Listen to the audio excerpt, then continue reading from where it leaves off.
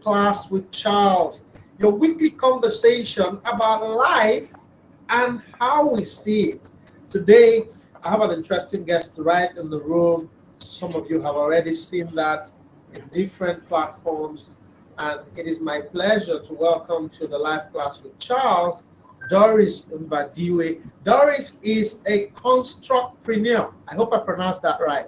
But if you had Yes, you did. mompreneur, entrepreneur, apparently there's a constructpreneur, which is a beautiful coinage. Doris is the deputy managing director of Interbao Construction. She's going to tell us a little bit about herself. Let me do her the honors of welcoming her to the program. Doris, welcome. So good to have you.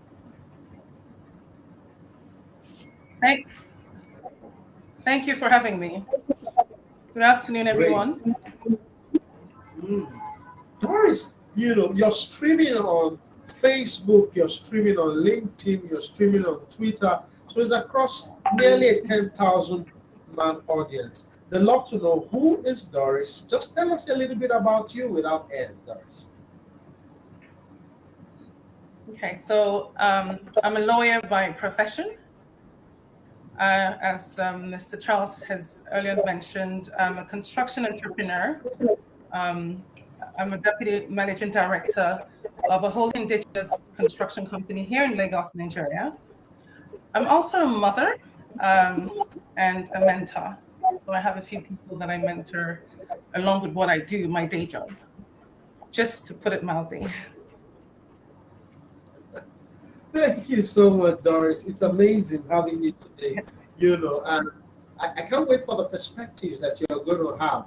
So, in a bit, we're going to, as is our custom, listen to the live class of the day. And everyone listening to us, so that they can contribute to this conversation by asking questions. Just down your question on any one of the platforms, Facebook, Twitter, LinkedIn. Just ask the question. I'll be monitoring all platforms and I'll come back to you to answer them or to take your contributions. You are all welcome to the live class with Charles. What do you think? It's wonderful. I mean, the topic for today, because I believe that everyone has a code. Every single human being on earth has a code. They have a code they live by. They have a code that determines what they do, how they do it, the decisions they make. And it could be intrinsic to any individual. It's something that is unique to everybody. I don't believe that codes are, people's personal codes are things that not all can be transferable. Like I said, everybody has a code that they live by, principles that guide them, beliefs, ethics that guide what they do, and the way they see life, their perspective on everything and the decisions they make. Okay, Doris, you see, this is when I hear you say things like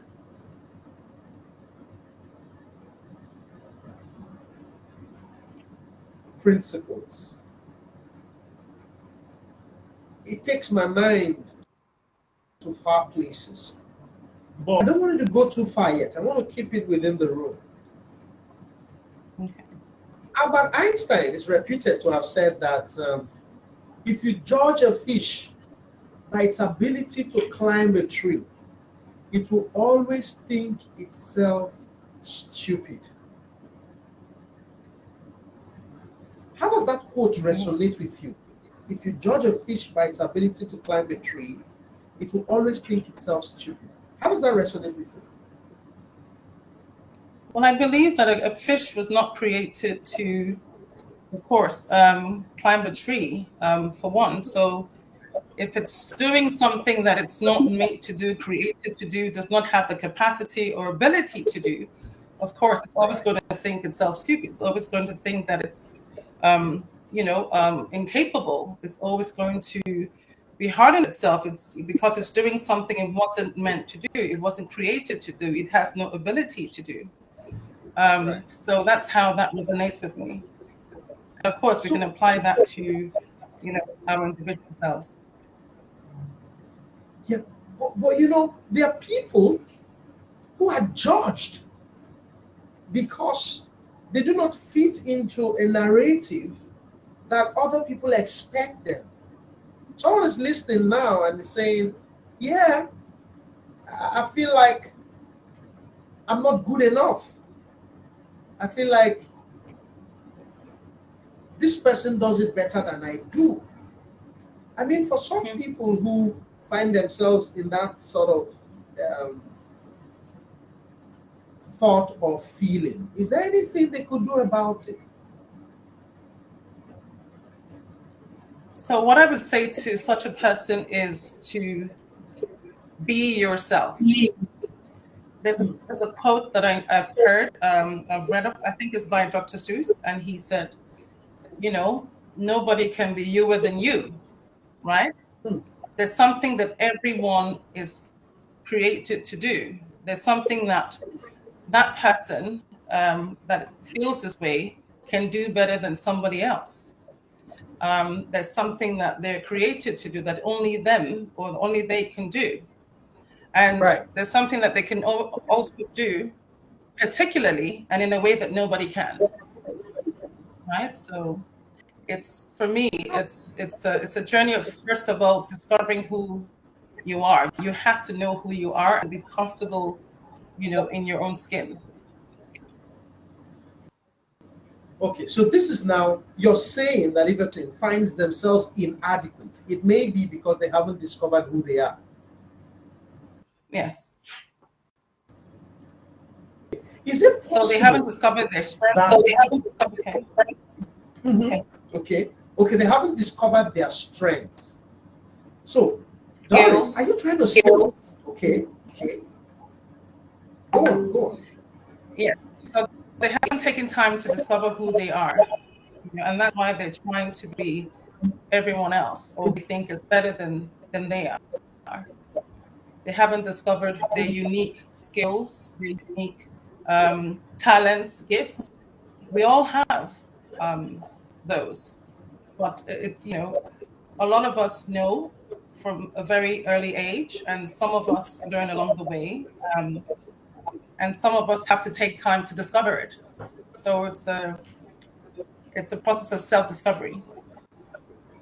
Okay. Correct me if I'm wrong, Doris, but is it possible that when a person discovers themselves, if a person discovers who they really are, that they become a master? Here's the point I'm trying to make. You are a star of who you really are. In other words, there is something about you that you can do the way no one else can do it. Would that be correct? Yes, I believe so.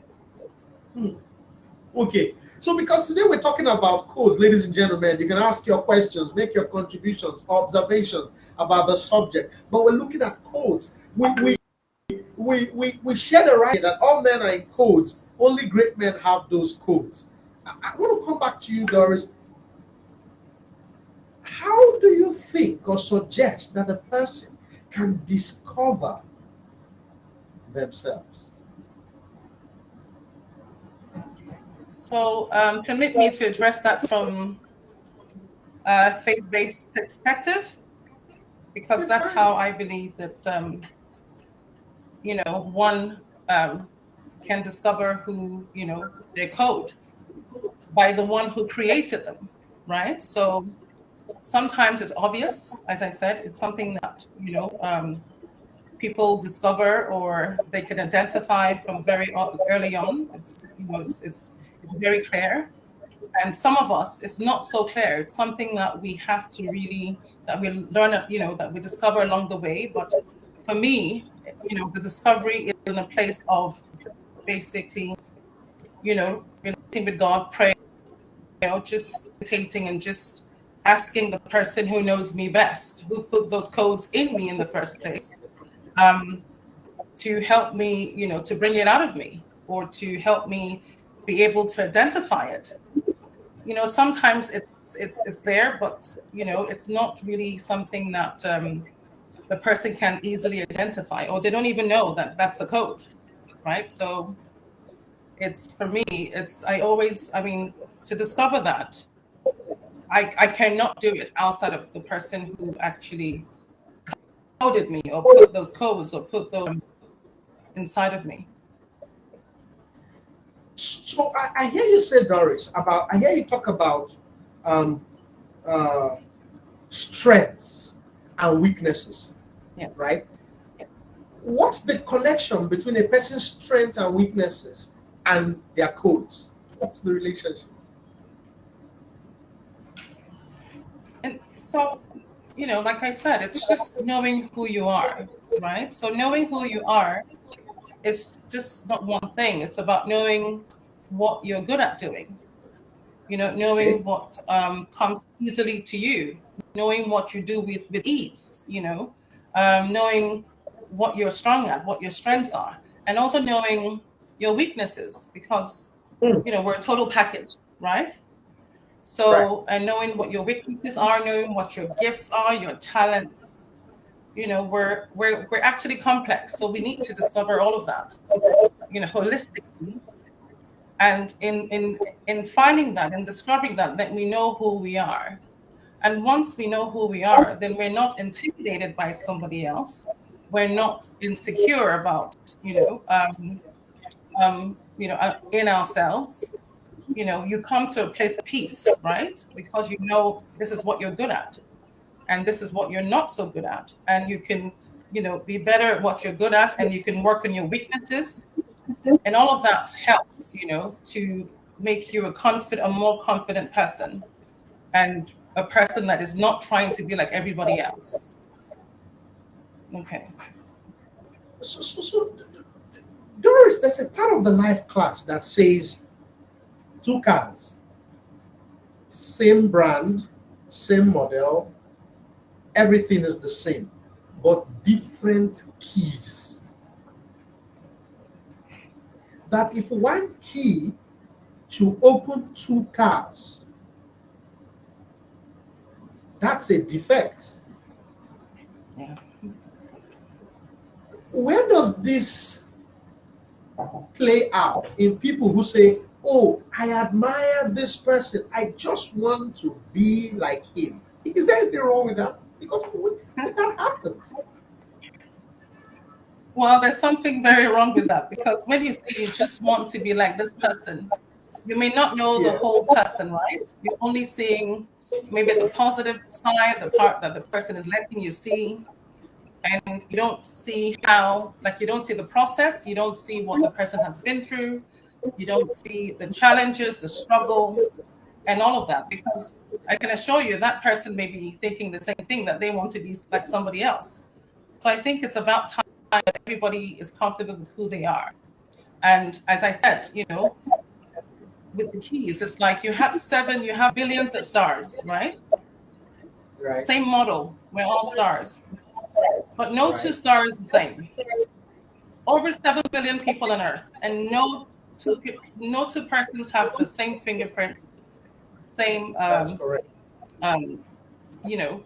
So I think everyone, we need to each get to a point where we're comfortable in ourselves. We're comfortable in who we are created to be, and it cannot be outside of, you know, finding yourself, really finding your true self, finding what you were created to do, knowing what you were on earth to do, knowing your assignment, your specific assignment, something that you're called to do that no one else was called to do. And I think, again, you only discover that in the place of, having a relationship with God, and, having Him reveal that to you. I think Okay. once that revelation comes, then it's easier to accept yourself as you are, because you were made for that assignment. You were made for that opportunity. Now, Doris, you just struck a chord. Accept yourself as you are. It reminds me that some people want to change the color of their skin. Some people are genetically big, they want to be slim without prejudice. Some people have an accent and they want to change it. They want to sound different. Some people have uh, gone to great lengths to become someone or to imitate something else. You know, when you say accept yourself, that seems very deep and very powerful. I just wanted to Yeah. speak to accepting yourself. Accepting yourself. I want us to talk about the power of accepting yourself. There's a whole lot going through my mind now. But are you willing to speak to that? Accepting yourself. Yes. So, like the examples that you just mentioned, I have no Right. problem with people trying to maybe change something superficial, right? Maybe you want longer hair, so you wear a long wig, or you want to be, I'm more concerned with changing your core, the core of your being, right? Your character, what makes you you, your principles, what guides you, your ethics, your beliefs. That is what I'm more concerned about. Okay, the superficial stuff is, I mean, that could be excused, but in terms of changing the core of yourself is really what I'm against, right? Wanting to be somebody else because maybe you feel that they're making more money, or they're richer than you, or they're more beautiful than you, or you feel, I think there's a problem with that, right? Because anyone who always wants to be somebody else will never find peace, will never be peaceful, they would never be content. And that in turn would affect everything else around them, the way they relate to other people, the decisions they make. It could be how they relate to their family members, friends, co-workers, and all that, because they're never settled. They're never at peace. They're never content. So that's what I'm most concerned about in terms of wanting to be like somebody else, and wanting to have what somebody else has, and wanting to just seeing that and just wanting that, when the person or whoever feels that way can work on themselves and try and discover what it is that they're good at doing, improve on themselves, and of course be the object of admiration as opposed to the latter. Wow, wow, wow, wow. Now, ladies and gentlemen, do you see the direction with which Doris is taking this conversation? There's no trouble if you want a longer hair. No trouble if you want to dress like to look like someone else. No problems. But there are intrinsic values. Your behavior, your belief system, your principles, those are the core. It looks like the core are the codes, Doris.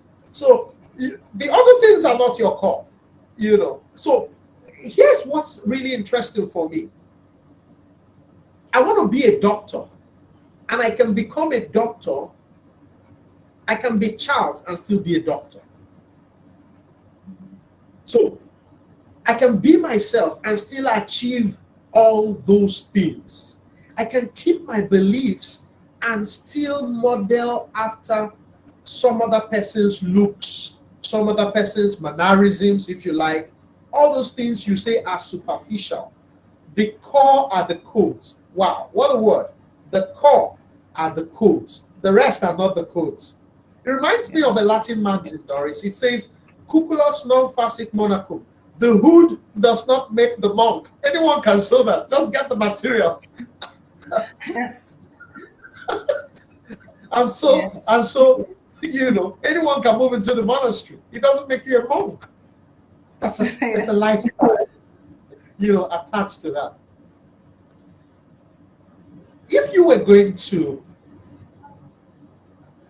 now speak to the core, there are people who copy the core of others because they want the superficial. Mm. Can I shed light on that, Doris?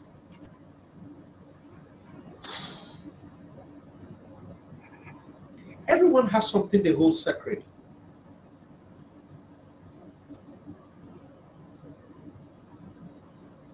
But I'm hungry, or I want a favor from somebody whose values go against my values.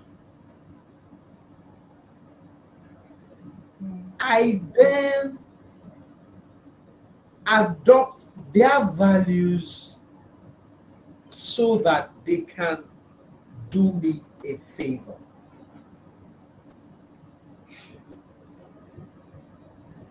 Real or red, Doris?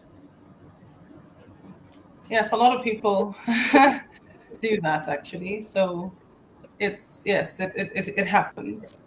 It shouldn't, but it does, especially when it's when the reward or the gain or the the desired outcome is monetary. It's yes. So people do that, but I mean that shouldn't be really, especially like I said, it's if you what concerns me is changing your core, especially if you are changing it not for good, but it's something that is negative. That's where I have a problem. Okay, so when you're trying to do that, you're trying to be somebody you're not because of you're desperate for something or there's something that you want at the time. Um, I feel that should not be. Okay, so that's where I have a problem. Okay, here's a sentence from what you just said: changing your core for good. Now, Doris, Mm. I have an aunt. She's a very big farmer, and she's got a very large poultry where she raises thousands of birds. Yeah. Some 20 years ago, I read one of the letters she was writing to one of her business partners about the stock of chicks she had received. And she said in that letter, we do not think that these medications will solve the problem because the trouble with the birds is endemic. Mm. And then it looked like, whereas birds could be susceptible to certain diseases at certain times of the year, this particular susceptibility was not a function of the season, but was an endemic In challenge. So people are Yeah. listening from all over the world. In Nigeria, they say it's follow come. There was something wrong with the birds from birth. Yeah. When you speak about changing your core for good, what exactly did you mean to say, Doris? So I mean, for some of us that are struggling with just trying to do the right thing, and like the example that you gave, you're trying to like you're looking at somebody else and you're trying to model something positive, right? So if somebody is struggling with just being honest at work or just saying it how it is or just giving accurate figures or just being fair and they're struggling with that and they see somebody else who does it with ease, who just says it how it is, it's just honest regardless of the outcome or regardless of what may happen to them. It's something that I feel that you know it's good to model, right? It's a good thing. So honesty is a good thing to want to model, right? To want to change your core for integrity. is another. Seeing somebody who is maybe more diligent in their work, more hardworking, it's something that everyone should desire to for their core to be, right? So I have no problem in trying to change your core if it would make you better and make everyone else better and make things better. Okay, this is powerful, Doris, because it just occurred to us the core are the codes. So Yes. where we are in this conversation is there are some things that are not core, not really core. Your complexion is not core. Um, your accent is not core. Your dress sense is not core. You know, your perfume is not core. Your all those things are not core. Those things, they're good to have, nice to have, but they're not core. But the core things are your belief system, the intrinsic things, your behavioral codes on your inside. Character, yes. How I treat people. Yes. And yes. However, Yes. you can have a code that is not serving you naturally and decide that you should recode yourself. Now, this reminds me about a book, Doris. It's written by Bruce Lipton. It's entitled The Biology of Beliefs. And it talked about epigenetics, where people could be born from the same place, but by reviewing their decisions and their lifestyle, they could have different destinations. Okay? I want us to speak to this in the light of personal experiences, Doris. Would you like to take us through a personal experience about this subject of codes? Either someone trying to copy another or someone who stuck to their code and were able to succeed through it, or something personal. Tell us a life story, Doris. It's a life class with Charles. With all these things coming, what life experiences or stories are resonating with you? Okay. So first, I just want to speak to what you said about recoding. If there's no problem with recoding, I would describe it as rebranding. People say, "Oh, I want to rebrand myself. I want to upskill. I want to improve on myself." That's a good thing. Now, in Right. terms of codes, um, what I believe about codes and the core of them is and what guides them is that codes really are things that they could be innate, intrinsic, just things that we do effortlessly and not even knowing that that's the code. And there's some that we sort of pick up along the way. But for me, it's things. It's integrity, just being a person of empathy, just being somebody who is tolerant towards other people, somebody who is relational. So it's not just about the work, it's about the person doing the work. It's about like I said, empathy and just the principles that guide you, how you do things every day, how you relate to people, how you don't relate to people, and all of that. But for me, my number one guiding code, the number one code that I live by is my faith, right? So it's the God factor. I mean, for me, that's the foundation of all the other codes. Because at the end of the day, when you know that you're accountable, not just to yourself or to others, but of course to God at the end of the day, it sort of guides you and helps you, always want to do the right thing or even amidst challenges. And it always, it guides your decisions, the decisions you make, how you make them, what you make, and how you perform your daily task and all of that. So, I mean, I know that in Nigeria, there's a lot of, people say, how do you survive in Nigeria? How do you conduct a business? How do you thrive in a sector that, every now and then you may have to maybe give cash, bribe or, give money, so people are, require you to it, even though that's not what you want to do. And that's why I said again, mine is faith-based, because there has to be another way, right? And in my experience, it has worked out that way most of the time, that there's another way of, getting around not doing the wrong thing, or just to receive something, or to get something done. Again, integrity is key. I'm in the construction sector where, a mistake, or if compromising on quality, compromising on performance could lead to lives, right? In a building project, or we've heard about the building collapses happened recently.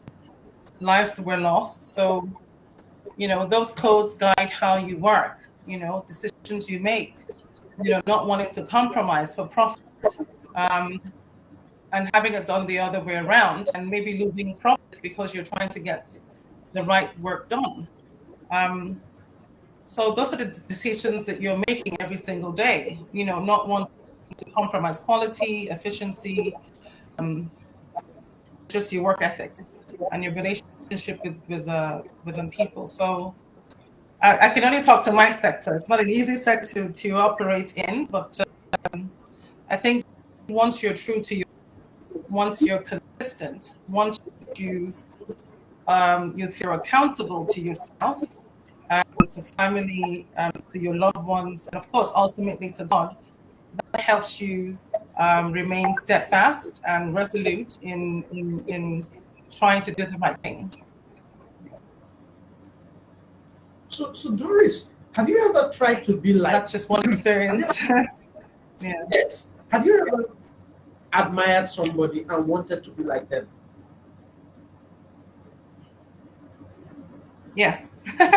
In fact, so my father, it's a family business, so I always grew up admiring my father. He seemed to have it all together. He was a very hard worker. He's somebody who could travel to Abuja today, come back same day, travel to Port Harcourt the next day, and I just, I would just admire him, and he would not be tired. He was always very alert, he always remembered things, very smart, very intelligent. With the amount of work he was doing, I just used to wonder, how does he do it? He was like a one-man fire brigade. He was a people's person.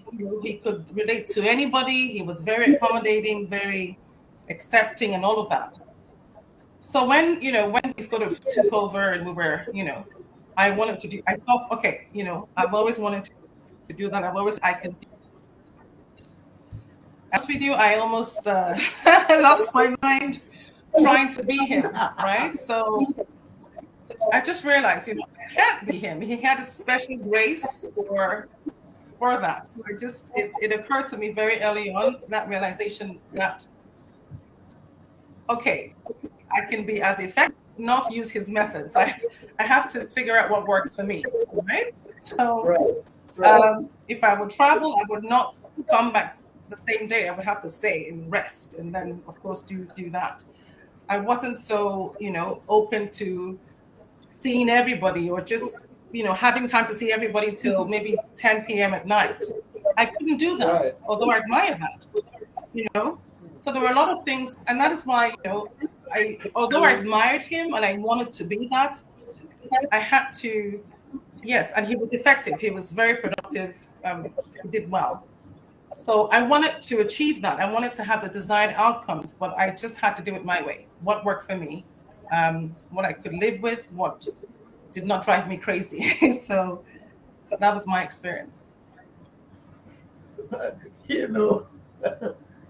So you see, a lot of people are listening in right now, and they might actually be able to reason or connect with that sort of experience where, I want to be like this person, and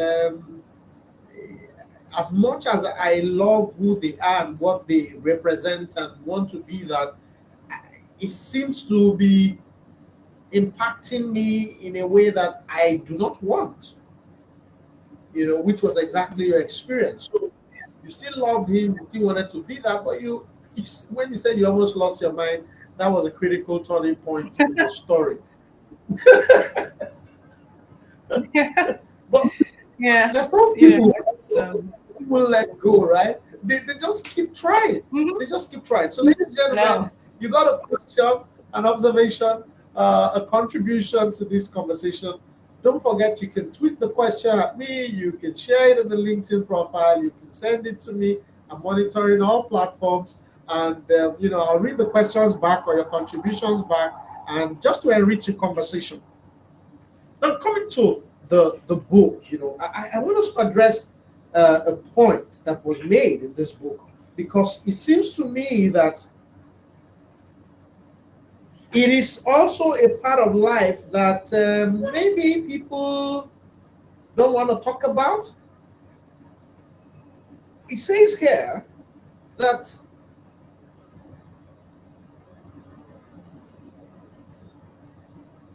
if your key is not opening, check its codes. When you find your own code, it will open your door. What do you think? I agree. So, everyone has, first of all, we need to have the right keys, right? So sometimes you have the key and then, finding, the door, which I would term, your assignment or the opportunity of what it's meant for is not readily obvious or, some of that. So you have the key, but, you know, the, and then all that is not clear. Your assignment, okay, I have all the skills. I'm ready. I feel I'm ready. But then what are the skills for? What is this code for? Where do I apply it to produce for it to be fruitful? And of course, that has to be discovered, right? So, you may have the key and then not have the proper assignment, or not be sure, not be able to identify it. So you're trying different doors and not the right door. So you need the right keys, the right codes for the right door, the right opportunity, the right assignment. And both of them have to align. They have to come together for the desired outcome, right? And of course, the key that you have, is something that could be coded to just you. And if you find that it's not working, it's probably that, you're not using it on the right door, or and the right assignment, like you're doing something that you're not called to do, or you're not assigned to do. So you need to discover what you're called to do, what the assignment is that that corresponds or accepts that particular key, right? And sometimes it's something that doesn't come easy. Sometimes it's trial and error, but I would say, trial and error is very wasteful. You waste a lot of time.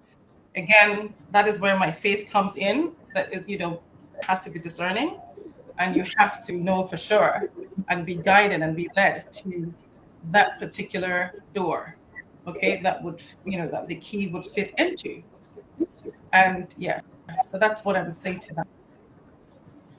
So, just listening to you, it does appear to me that the journey to finding your code is a lifetime journey.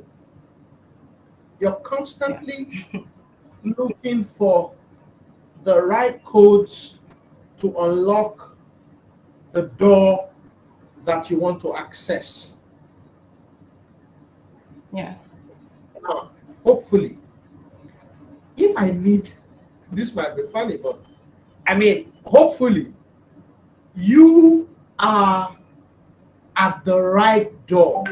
So the trouble may be that you have the right key, but you're on the wrong door. So it's not going to open. You remember those days when we had this bunch of keys, and then you keep trying all the keys. Now the key that doesn't open is not because that key is bad. It's just that it's not for that Yeah. door, right? So, Door, yes. right. So let's look at business perspective, if you don't mind. Okay. Yeah. The current business that is booming now is XYZ. Mm-hmm. And then people go with the bandwagon effect. So, what Yes. are your thoughts about that, really, as far as business or investment is concerned?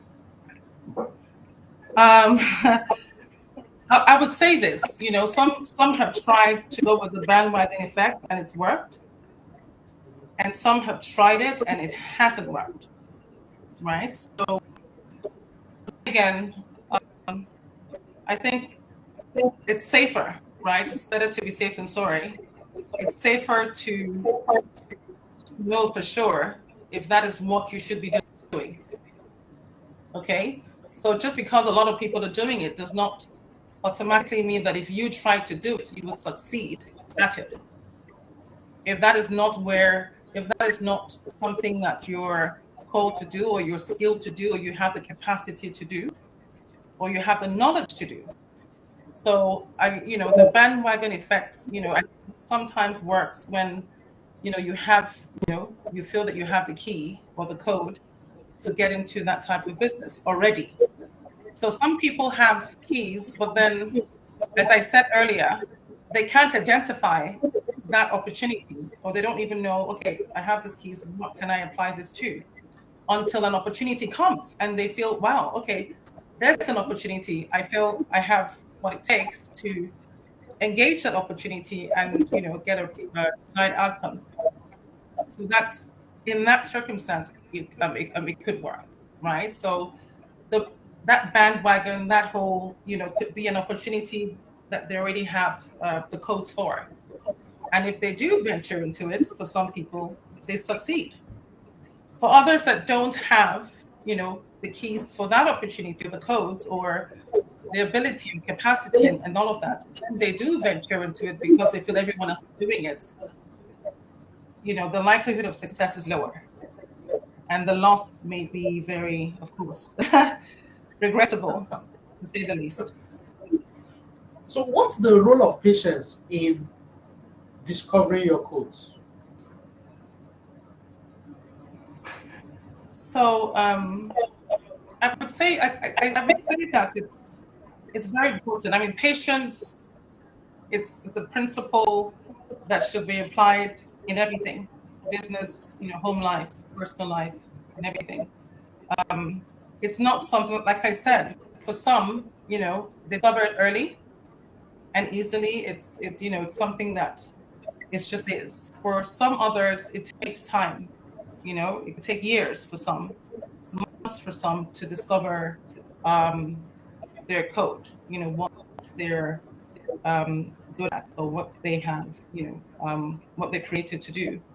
And I think patience is very key, because when a person is impatient, that is what causes them to, of course, try to be other people, to try different things. And then, of course, there's a lot of time wasting, there's a lot of resource wasting, there's a lot of feeling of inadequacy, there's a lot of frustration and all of that, because they're not patient enough to get the right, to get the right codes, or get the right answers, or to know exactly what they should do.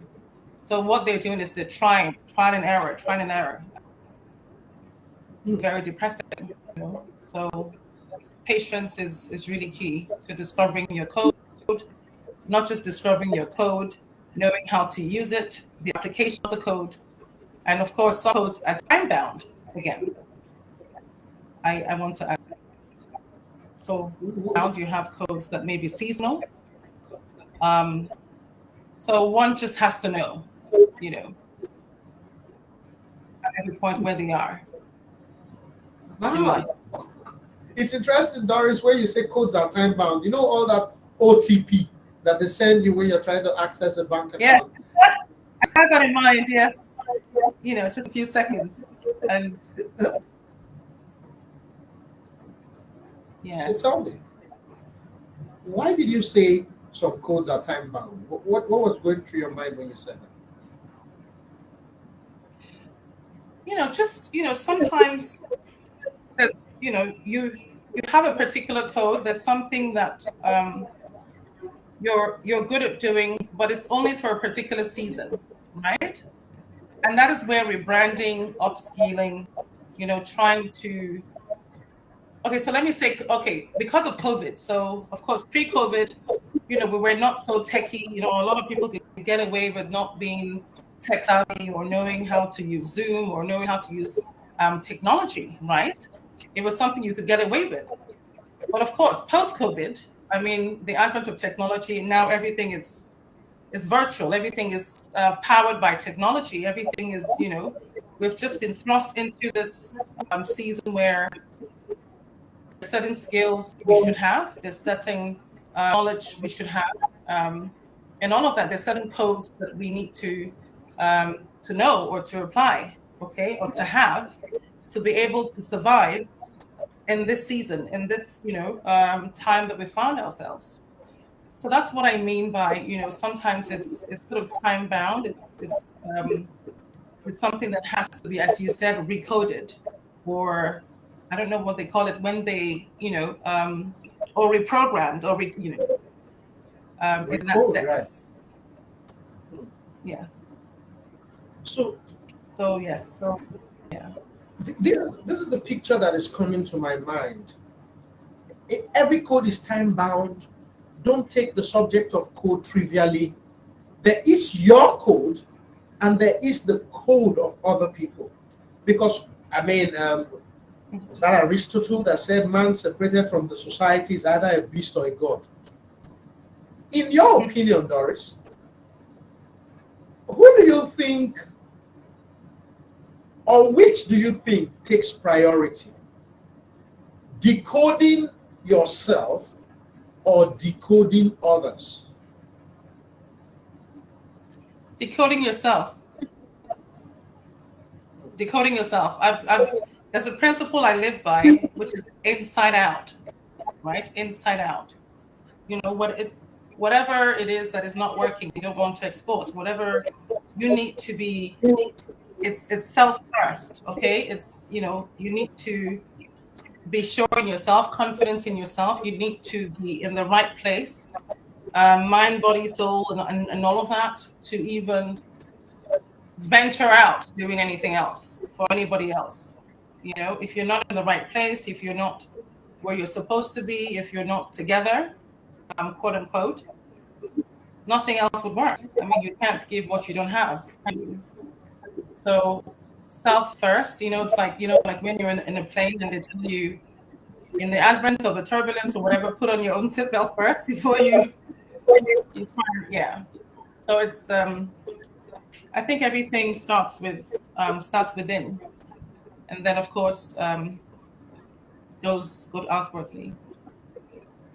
So, how important is it for you to be able to decode others?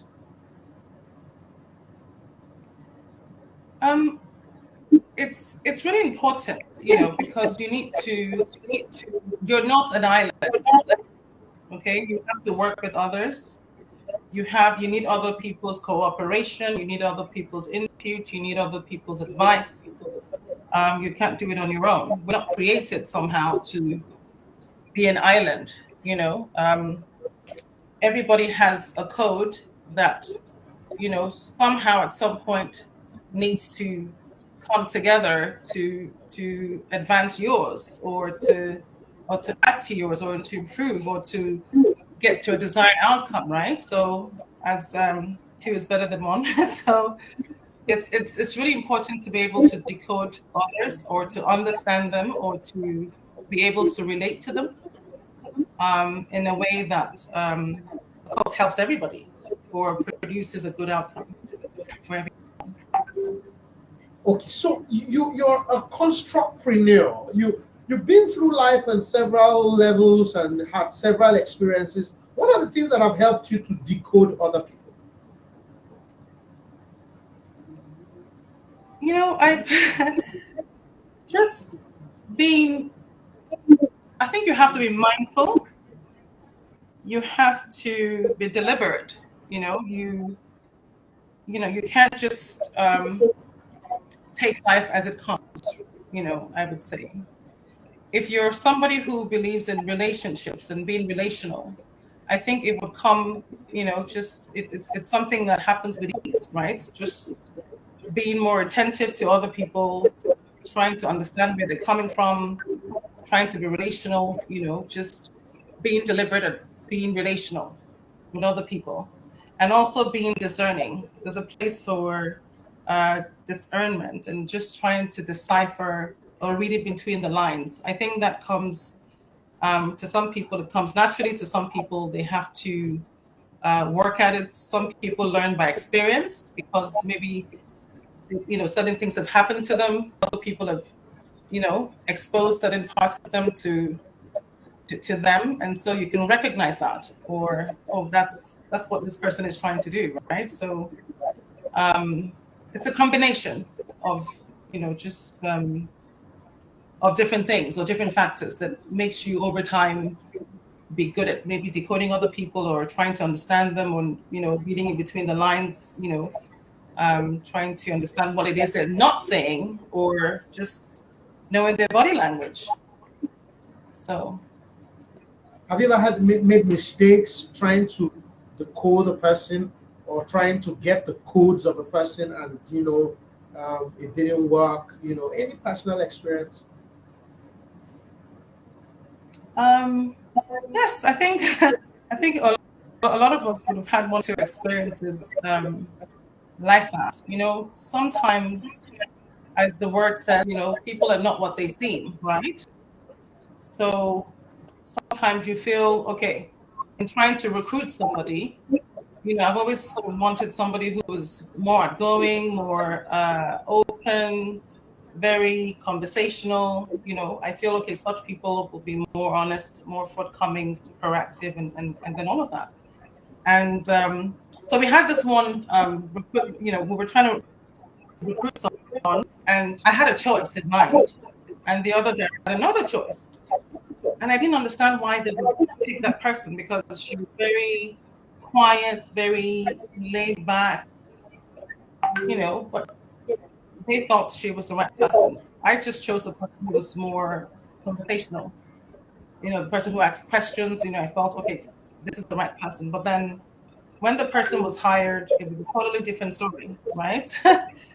And then we ended up calling the other person, the other lady that the other directors had chosen, and to be the right fit.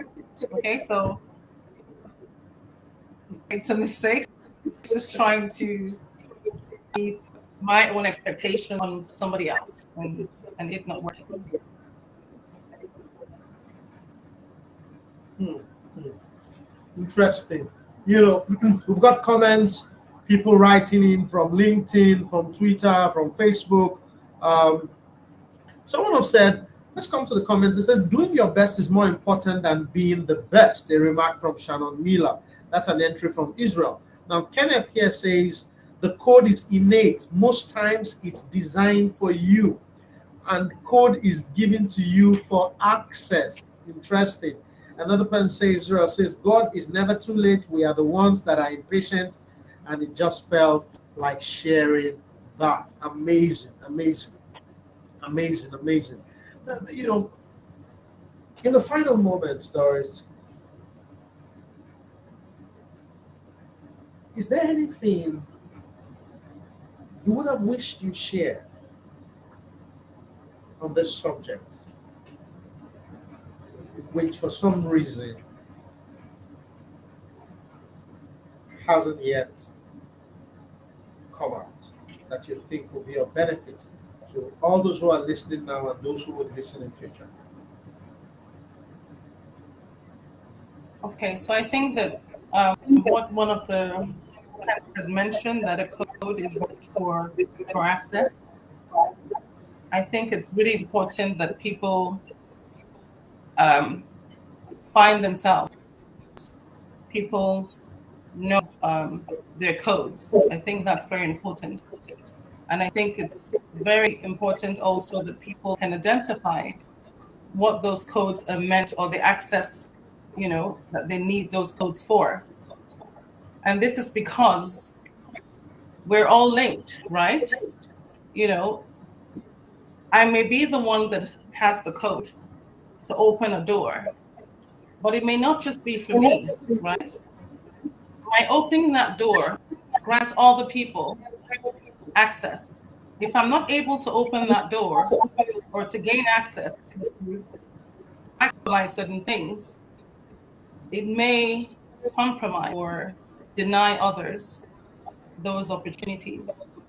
So I think for me, that's why I feel this is very important, that people know who they are, know why they're here, know the purpose for which what they're created to do. Because finding that and doing that, could benefit millions, could benefit thousands, hundreds.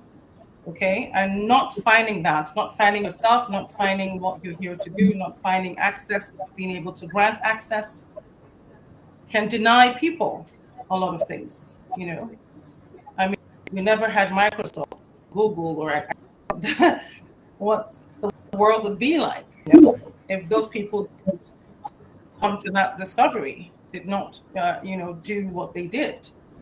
I can only imagine what the world would be like. So if I wasn't, so everyone has a reason why they're here. Everybody has a code. They need to discover it. They need to improve on the code. If it's a code that's obsolete, they need to get reprogrammed, right? If it's a code that is time bound, they need to renew it. So that's what I would add. Wow, wow, wow.